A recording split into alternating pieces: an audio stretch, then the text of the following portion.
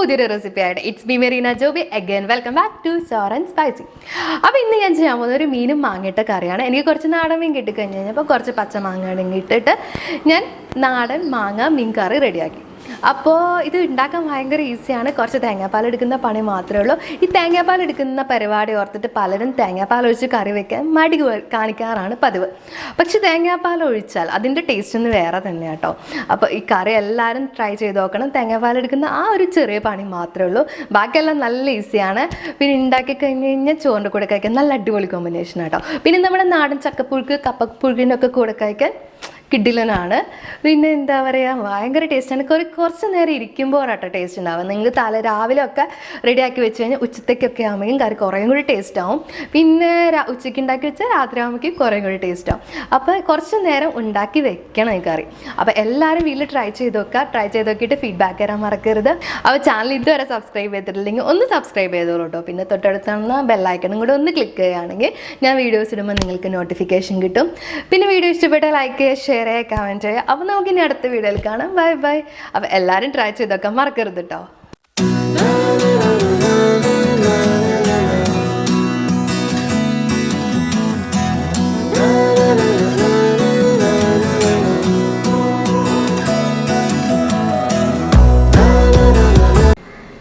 അപ്പോൾ മാങ്ങയിട്ട് മീൻകറി റെഡിയാക്കാൻ വേണ്ടിയിട്ട് നമുക്ക് ഇത്രയും ഇൻഗ്രീഡിയൻസ് ആവശ്യമുണ്ട്.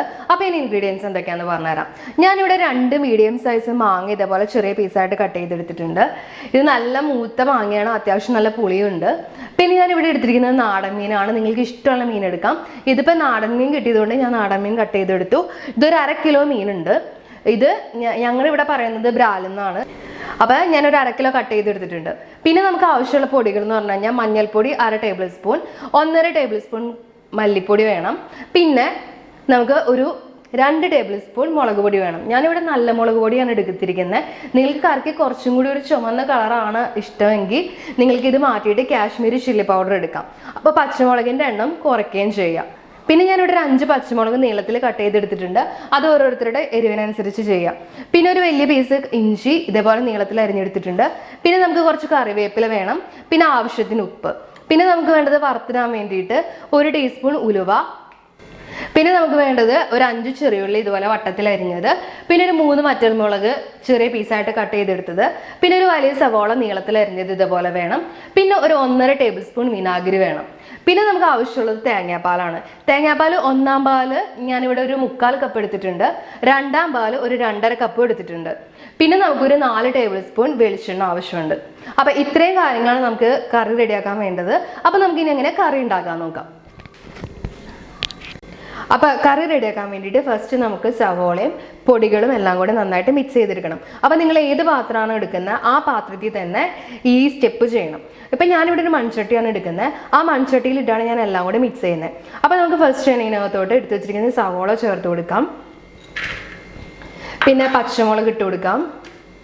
പിന്നെ ഇഞ്ചി ഇട്ട് കൊടുക്കാം. പിന്നെ നമുക്ക് കുറച്ച് കറിവേപ്പിലയും ഇട്ട് കൊടുക്കാം. ഇനി നമുക്ക് ചേർത്ത് കൊടുക്കേണ്ടത് പൊടികളാണ്. ഞാൻ പൊടികൾ ചേർത്ത് കൊടുക്കുകയാണ്. മഞ്ഞൾപ്പൊടി, മല്ലിപ്പൊടി, മുളക് പൊടി,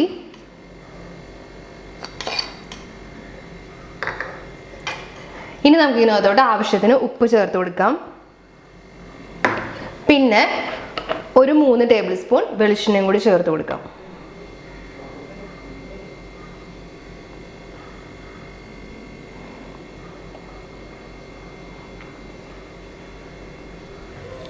അപ്പോൾ ഞാൻ 3 ടേബിൾ സ്പൂൺ വെളിച്ചെണ്ണയും കൂടി ചേർത്ത് കൊടുത്തിട്ടുണ്ട്. ഇനി നമുക്കിത് കൈ ഉപയോഗിച്ച് തന്നെ നന്നായിട്ട് മിക്സ് ചെയ്തെടുക്കാം.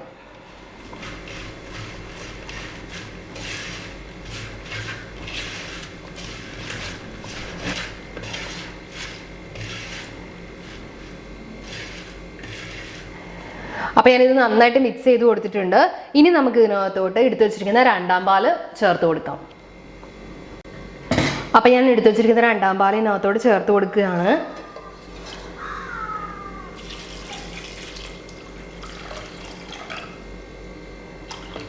ഓക്കെ, നന്നായിട്ട് മിക്സ് ചെയ്ത് കൊടുക്കുക. കൂടെ തന്നെ നമുക്കൊരു 1.5 ടേബിൾ സ്പൂൺ വിനാഗിരി കൂടി ചേർത്ത് കൊടുക്കണം.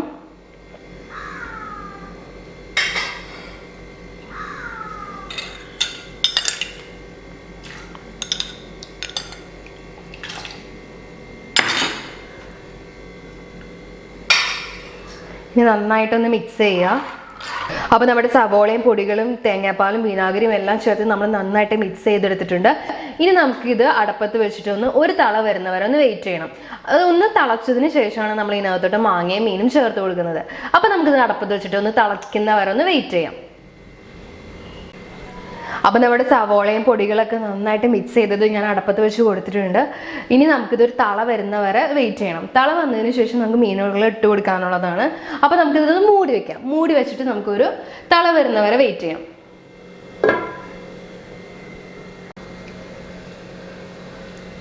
അപ്പോൾ ഇത് നന്നായിട്ട് ഇത് തിളച്ച് വന്നിട്ടുണ്ട്. നമുക്കിത് നന്നായിട്ട് മിക്സ് ചെയ്ത് കൊടുക്കാം.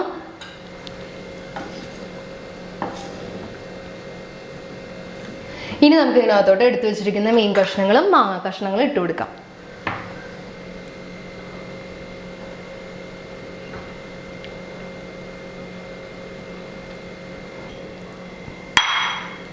ഒന്ന് ചെറുതായിട്ടൊന്ന് മിക്സ് ചെയ്ത് കൊടുക്കാം.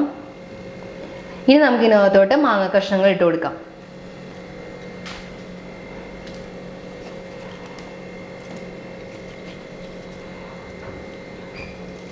നിങ്ങൾക്ക് ആവശ്യത്തിന് ഉപ്പും കൂടി വേണമെങ്കിൽ ചേർത്ത് കൊടുക്കാം ഇതിനകത്തോട്ട്. ഉപ്പില്ലെങ്കിൽ നന്നായിട്ടൊന്ന് മിക്സ് ചെയ്ത് കൊടുക്കുക.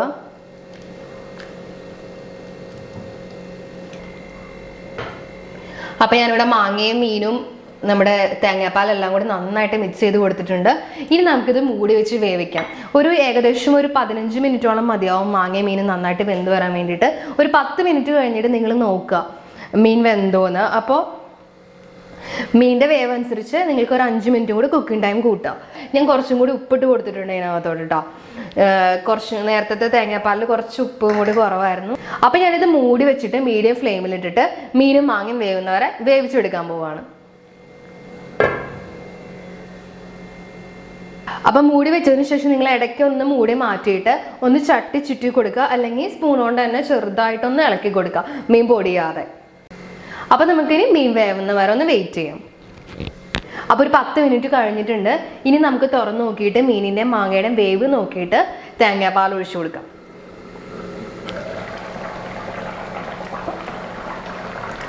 അപ്പോൾ കറി നന്നായിട്ട് തിളച്ചുകൊണ്ടിരിക്കുകയാണ്. ഇനി നമുക്ക് ജസ്റ്റ് ഒന്ന് മിക്സ് ചെയ്ത് കൊടുത്തിട്ട് നമുക്ക് മീനിൻ്റെ മാങ്ങയുടെ വേവ് നോക്കാം. മീനും മാങ്ങയും നന്നായിട്ട് വെന്തിട്ടുണ്ടെങ്കിൽ നമുക്കിനി 1-ാം പാൽ ചേർത്ത് കൊടുക്കാം. അപ്പം ഞാൻ മീനിൻ്റെ മാങ്ങയുടെ വേവ് നോക്കുകയാണ്.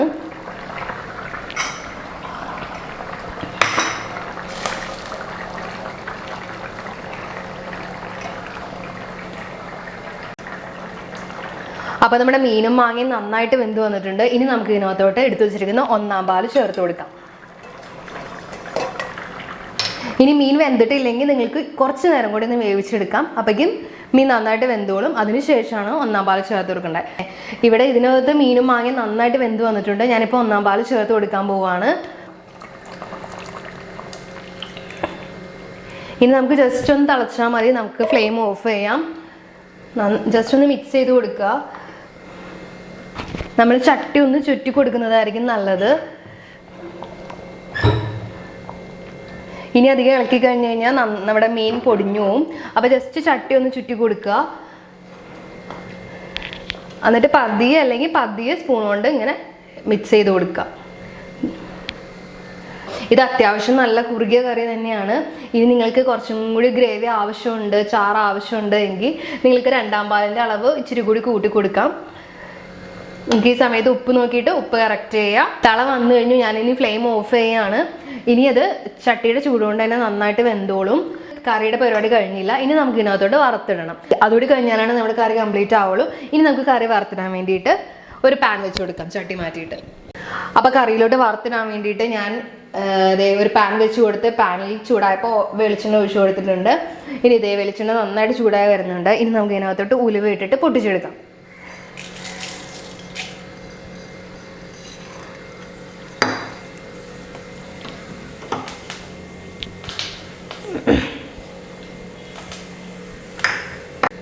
അപ്പോൾ ഉലുവ കംപ്ലീറ്റ് പൊട്ടി വന്നിട്ടുണ്ട്. നമുക്ക് ഇതിനകത്തോട്ട് മറ്റൻ മുളക് ഇട്ട് കൊടുക്കാം. ജസ്റ്റ് ഒന്ന് മിക്സ് ചെയ്ത് കൊടുക്കുക.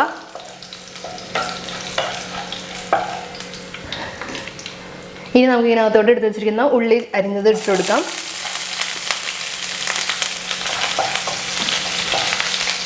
നന്നായിട്ട് മിക്സ് ചെയ്ത് കൊടുക്കുക. ഉള്ളി ഒരു ബ്രൗൺ കളർ ആവുന്ന വരെ നന്നായിട്ട് വഴറ്റി കൊടുക്കുക. കൂടെ തന്നെ കുറച്ച് കറിവേപ്പില ഇട്ട് കൊടുക്കുക.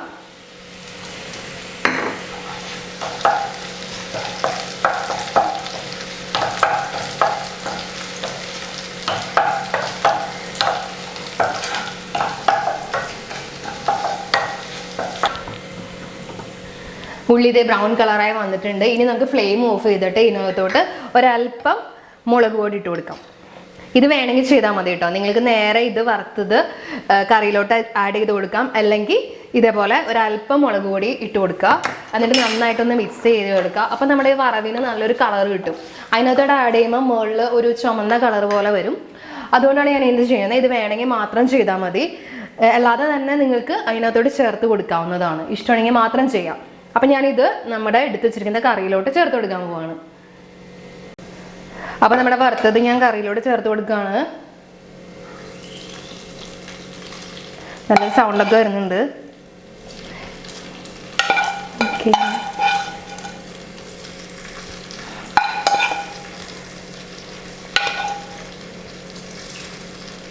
ഓക്കെ, നമ്മുടെ അടിപൊളി മാങ്ങ മീൻകറി റെഡി ആയിട്ടുണ്ട്. ഇതിനൊരു പുളിയും മധുരവും എരിവും ഒക്കെ കൂടി ഒരു മിക്സ് ചെയ്തൊരു കറിയാണ്. പിന്നെ നിങ്ങൾ കറി ഉച്ചയ്ക്കൊക്കെ എടുക്കാൻ വേണ്ടിയിട്ടാണെങ്കിൽ രാവിലെ പ്രിപ്പയർ ചെയ്ത് വെക്കുക. അപ്പം ഉച്ചയാകുമ്പോഴേക്കും കറിക്ക് നല്ല ടേസ്റ്റാണ്. അല്ലെങ്കിൽ ഉച്ചയ്ക്ക് പ്രിപ്പയർ ചെയ്ത വൈകുന്നേരമൊക്കെ ആകുമ്പോഴേക്കും നല്ല ടേസ്റ്റാണ് കറിക്ക്. അപ്പോഴാണ് അതായത് ഈ കറി കുറച്ച് നേരം കറി ഇരുന്നാലാണ് കറിയിലോട്ട്, അതായത് നമ്മുടെ മീനിലോട്ട് മാങ്ങയുടെ പുളിയും എരിവും മസാല ഒക്കെ നന്നായിട്ട് പിടിക്കുള്ളൂ. അപ്പോൾ ഇരിക്കുന്നതോറും നല്ല ടേസ്റ്റ് ആവുന്ന ഒരു കറിയാണിത്. അപ്പോൾ എല്ലാവരും വീട്ടിൽ ട്രൈ ചെയ്ത് നോക്കുക. അഭിപ്രായങ്ങൾ പറയാൻ മറക്കരുത്. പിന്നെന്താ, അപ്പോൾ നമുക്കിനി അടുത്ത വീഡിയോയിൽ കാണാം. Tata, bye bye.